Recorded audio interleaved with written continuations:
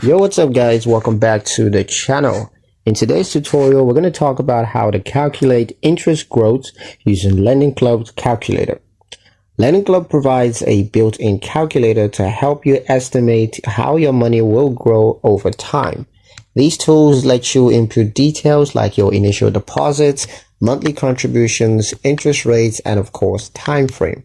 For example, if you deposit $1,000 into a savings account with a 4% annual interest rate and plan to add $100 each month, the calculator will show you both your total contributions and of course how much extra growth comes from the interest. This feature helps you to make informed decisions such as whether to increase monthly contributions or to choose a CD for higher guaranteed returns.